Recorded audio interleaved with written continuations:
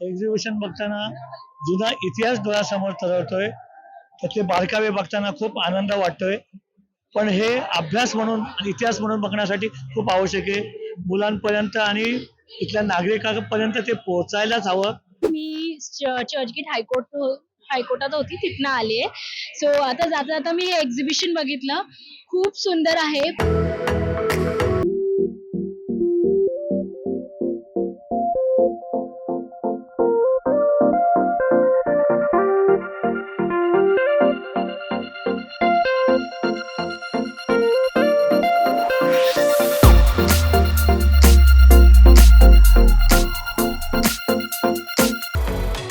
नमस्कार, दैनिक मुंबई तरुण भारत MHA-MTV मध्ये आपलं स्वागत. मी गायत्री श्रीगोंदेकर आणि कॅमेरावर आहेत रिद्धेश कदम.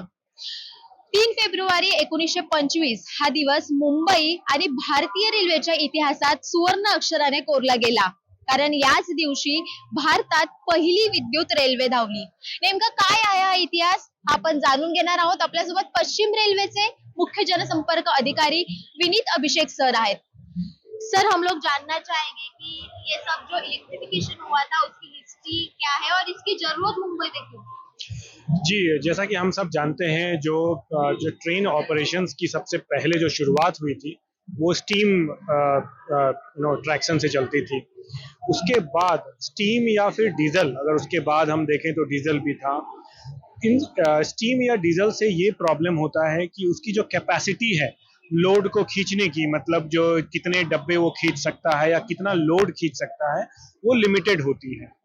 और इसी को ध्यान में रखते हुए जो कॉन्स्ट्रेंट था कि हम कितनी ज़्यादा पैसेंजर्स को एक साथ या कितने डब्बे को एक साथ लेके जा सकते हैं, ये एक जो है नीड हुई कि इसको और कोई ऑप्शन हमारे पास ट्रैक्शन के साधन हो जिससे कि हम ज़्यादा लोड खींच सकें.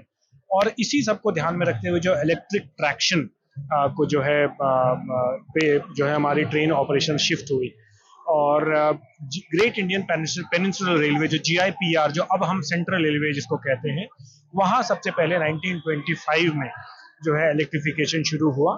सब्सिक्वेंटली जो है पूरे भारत में आया. और जो आज हम वेस्टर्न रेलवे जिसको कहते हैं, 1928 में जो है इसमें इलेक्ट्रिफिकेशन शुरुआत हुई. तो एक तरह से आज जो है या 2025 ये साल जो है वो 100 years of electrification of Indian railway है. इलेक्ट्रिफिकेशन आने के बाद जो है हमारी कैपेसिटी बढ़ गई, हमारे ट्रेन ज़्यादा लंबे होने शुरू हो गए, ज़्यादा लोड खींच सकते थे, ज़्यादा पैसेंजर्स खींच सकते थे. तो इन सब को ध्यान में रखते हुए जो है इलेक्ट्रिफिकेशन का बेनिफिट हुआ. उसके बाद अगर हम केवल सबर्बन की अगर बात करें तो पहले DC ट्रैक्शन हुआ करता था. सब्सिक्वेंटली जो है इसमें AC ट्रैक्शन हुआ. AC ट्रैक्शन से हमारी कैपेसिटी और बेहतर हो गई और ज़्यादा जो है हम लोड खींच सकते थे. तो इसी तरह से जो है जो इवोल्यूशन हुआ हमारे जो ट्रैक्शन सिस्टम. सर, अभी इस साल तो 100 साल इलेक्ट्रिफिकेशन के सेलिब्रेट हो रहे हैं. कौन कौन से इवेंट वेस्टर्न रेलवे की तरफ से सेलिब्रेट किए जाने वाले हैं? देखिए, जैसा कि आप हमारे पीछे देख सकते हैं, हमने यहाँ पे एक एग्जीबिशन लगाए हैं. मैं अपने सभी जो वेस्टर्न रेलवे और मुंबई के जो पैसेंजर्स हैं उनको ये रिक्वेस्ट, और मुंबई के जो सिटीजन्स हैं उनको सभी को मैं रिक्वेस्ट करूंगा ये एग्जीबिशन में आए. चर्चगेट स्टेशन के ग्राउंड फ्लोर पे ये एग्जीबिशन है. ये अगले 2 दिन तक, मतलब आज और कल, ये एग्जीबिशन चलेगा. इस 100 ईयर जो इलेक्ट्रिफिकेशन की है इसकी सेलिब्रेशन पूरे भारत में हर शहर में हर जगह छोटे बड़े लेवल पे हो रही है. जैसा हमने आज जो है ये एग्जीबिशन लगाया है अगले 2 दिन तक. इसके अलावा जो हमारे कुछ टेक्निकल सेशंस होंगे जहां हम वो भी चर्चा करेंगे कि टेक्निकल एस्पेक्ट्स ऑफ जो है इलेक्ट्रिफिकेशन. तो ऐसे अलग अलग तरीके से पश्चिम रेलवे में और बाकी रेलवे में भी अलग अलग तरीके से जो है सेलिब्रेशन चल रही है. इसको मनाया जा रहा है. हमारी कोशिश, जो अभी हम जिस एग्जीबिशन में बैठे हैं, हमारी कोशिश ये है कि जो रेलवे के वेरियस एस्पेक्ट्स हैं, रेलवे की जो हिस्ट्री है, इलेक्ट्रिफिकेशन की जो हिस्ट्री है, उसको हम लोगों तक लाएं. तो हम गुजारिश करते हैं, हम रिक्वेस्ट करते हैं अपने पैसेंजर्स, अपने सिटीजन्स मुंबई में कि वो काइंडली आएँ और इस इलेक्ट्रिफिकेशन एग्जीबिशन में आएँ और अपने जो है उनको जहाँ यहाँ अच्छी इन्फॉर्मेशन मिलेगी, उनका ज्ञान वर्धन होगा और वो जान पाएंगे कि किस किस स्टेज से हमारी इलेक्ट्रिफिकेशन गुजर चुकी है. सर, अभी तो हम लोग 100 साल सेलिब्रेट कर रहे हैं. आप रेलवे का फ्यूचर कैसे देखते हो? मुंबईकरों के लिए क्या कहना चाहोगे कि मुंबई लोकल की फ्यूचर क्या होगी? देखिए, अगर आप चर्च गेट से विरार और आगे भी जाएंगे, दहानू और फर्दर नॉर्थ जाएंगे, तो आपको दिखेगा कि बहुत ही मेजर कैपेसिटी ऑगमेंटेशन के जो है काम चल रहे हैं। बहुत सारे इंफ्रास्ट्रक्चर अपग्रेडेशन का काम चल रहा है, चाहे वो 6th लाइन का एक्सटेंशन हो बोरीवली तक, चाहे वो जो विरार से दहानू के बीच क्वाड्रापुलिंग का प्रोजेक्ट हो। ऐसे बहुत सारे प्रोजेक्ट्स हैं जो हमारे चल रहे हैं, जो आने वाले सालों में जो है इससे हमारी जो है बहुत कैपेसिटी बहुत इम्प्रूव होगी, ज़्यादा हम गाड़ियाँ चला पाएंगे और लोगों को डायरेक्टली इससे बेनिफिट होगा। साथ ही जैसे हम इलेक्ट्रिफिकेशन देखते हैं, तो इलेक्ट्रिफिकेशन में केवल ट्रेन जो है वो इलेक्ट्रिक ट्रैक्शन से चलती है वही नहीं है, इसके बियॉन्ड भी बहुत सारी चीज़ें हैं, चाहे वो हमारे रेलवे स्टेशन की लाइटिंग हो, चाहे जो हमारे ट्रेन के अंदर की लाइटिंग हो। तो ओवर द इयर्स वो भी हमारी बहुत इम्प्रूव्ड हो गई है, बहुत ज़्यादा एफिशिएंट हो गई है, चाहे वो एलईडी लाइट का इस्तेमाल करने से लेके और जो हमारे रिन्यूएबल एनर्जी है उस पे हमारा अभी आने वाले सालों में बहुत ज़्यादा फोकस होने वाला है। तो आगे की फ्यूचर बहुत ब्राइट है, बहुत इलेक्ट्रिक है और बहुत रिन्यूएबल है।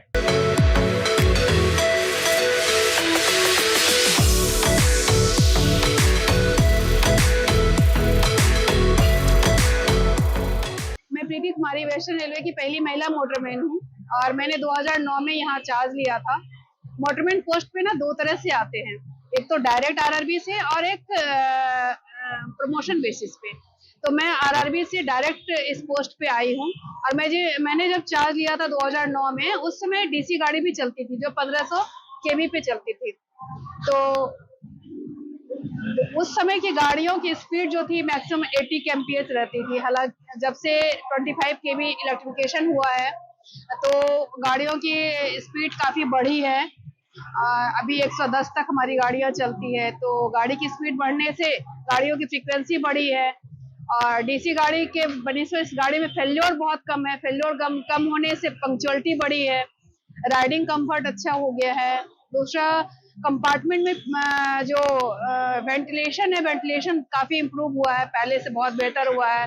लाइट बहुत ब्राइटनेस हो गया है, तो कंफर्ट ज्यादा, मतलब पैसेंजर्स के लिए ज्यादा कंफर्ट अभी की गाड़ियां हैं। मैंने पहला गाड़ी 2010 में चार्ज लेने पे सेल्फ जो गाड़ी चलाई थी 2010 में, 12 अक्टूबर 2010 में मैंने पहली गाड़ी चलाई थी चर्चगेट से बोरीवली स्लो।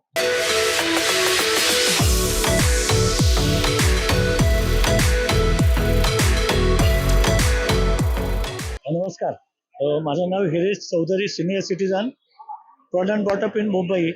हे एक्झिबिशन खास आवर्जून पाहायला आलोय. 100 वर्ष पूर्ण झाल्यानिमित्ताने केलेल्या प्रदर्शनाची कल्पना खूपच आवडली. एक्झिबिशन बघताना जुना इतिहास डोळ्यासमोर तरळतोय, त्यातले बारकावे बघताना खूप आनंद वाटतोय. पण हे अभ्यास म्हणून आणि इतिहास म्हणून बघण्यासाठी खूप आवश्यक आहे. मुलांपर्यंत आणि इथल्या नागरिकांपर्यंत ते पोहोचायलाच हवं. मला वाटतं 2 दिवसाचा कालावधी हा खूप कमी वाटतोय आणि निदान शनिवार रविवारपर्यंत वाढवावा आणि मुलांना त्याची अधिकाधिक माहिती द्यावी. सर्वांना सर्व गोष्ट काही एकत्र बघता येणार नाही. ज्या पद्धतीने ते मिनिएचर केलेले आहेत, प्रत्यक्षाहून प्रतिमा सुंदर असं ते रेल्वेचं सुंदर रूपणं आपल्याला इथे दिसतंय. या प्रदर्शनामधीतली मांडणी कलाकृती उत्तम आहे. आमच्या मनपूर्वक शुभेच्छा. जास्तीत जास्त नागरिकांनी, विद्यार्थ्यांनी विशेषतः या एक्झिबिशनचा फायदा घ्यायला हवा असं मला वाटतं. हार्दिक शुभेच्छा.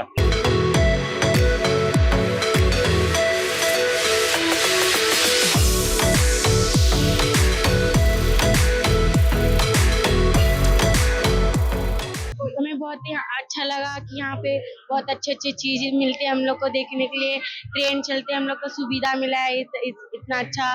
और मैं सीताराम पोद्दार माध्यम से बोल रही हूँ। धन्यवाद।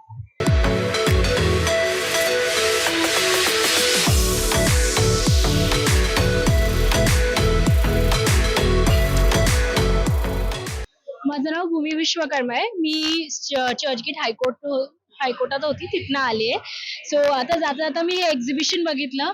खूप सुंदर आहे. प्रत्येक गोष्ट म्हणजे आपली इंडियन रेल्वेज कशी स्टार्ट झाली, वेस्टर्न रेल्वेज मध्ये किती चेंजेस आहेत ते पण बघितले आणि आता करंटली कसं चालतंय एक छोटूसा व्ह्यू देऊन आम्हाला समजवलंय की आपली मुंबई कशी चालते बेसिकली, आणि हे खूप छान आहे बघायला.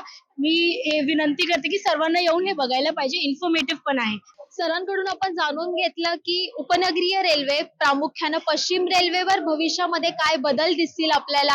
हा संपूर्ण विषय तुम्हाला कसा वाटला ते आम्हाला कमेंट बॉक्स मध्ये नक्की कळवा. महा MTBच्या फेसबुक पेजला लाईक करा, आमचं युट्यूब चॅनल आहे ते देखील सबस्क्राईब करा आणि तुम्ही देखील पश्चिम रेल्वेवरनं प्रवास करत असाल तर ही माहिती अधिकाधिक नागरिकांपर्यंत पोहोचवा. धन्यवाद.